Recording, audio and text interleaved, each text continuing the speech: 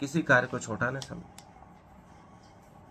एक व्यापारी जब भाव कम होता है तो वस्तुएं खरीद लेता है, शेयर बाजार कम होता है तो शेयर खरीद लेता है। वैसे ही प्रत्येक व्यक्ति को होना चाहिए। जिन चीज़ों के दाम बढ़ चुके हैं उनको खरीदी नहीं करनी चाहिए। उन सुविधाओं का लाभ नहीं लेना चाहिए जो हमारी पहुंच से बाहर है। जितना हम खरीद सकते हैं वही चीज़ें खरीदनी चाहिए जिनका मूल्य कम है। यही धनी बनने का मूल मंत्र है। कृष्ण अर्जुन को यही समझा रहे हैं। उन चीज़ों को त्याग दो जो अधिक महंगी है। ये सौदा बड़ा महंगा है यदि तुम संन्यास का मार्ग अपनाते हो। सबसे सरल और तुम्हारे योग्य मार्ग क्षत्रिय धर्म का पालन करना ही है।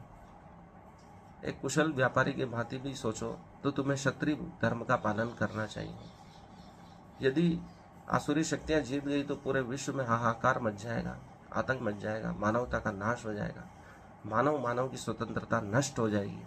इसलिए युद्ध करना ही श्रेष्ठ शिखर है।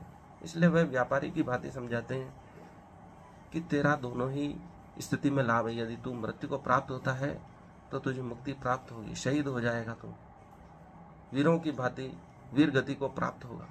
और जीत जाता है तो इस भूमि का उपभोग करेगा, इस साम्राज्य का उपयोग करेगा, धन धान्य से भरी हुई धरती का उपभोग करेगा। इसलिए दोनों ही दृष्टि में तेरा ही कल्याण है। वह व्यापारी की भांति से भी अर्जुन को समझाकर सहमत करना चाहते हैं कि हर स्थिति में क्षत्रिय धर्म में ही तुझे ज्यादा लाभ है।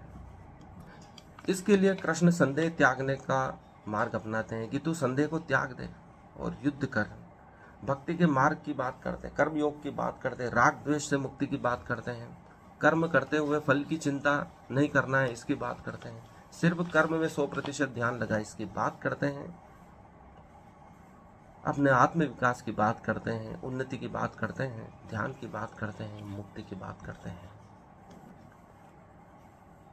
कर्मजम बुद्धि युक्ता ही फलम त्यक्त्वा मनीषिणः जन्म बंधन विनिर्मुक्ता पदम गंचन्ति याम मयम। 51वां श्लोक द्वितीय अध्याय का चल रहा है, जिसका अर्थ है कि इस तरह भक्ति, हम भगवत भक्ति में, कृष्ण भक्ति में लगे रहकर बड़े बड़े ऋषि मुनि अथवा भक्तगण अपने आप को इस भौतिक संसार में कर्म के फलों से मुक्त कर लेते हैं। कर्म में लगे रहकर भी इससे मुक्त हो जाने की कला ऋषि मुनि जानते हैं।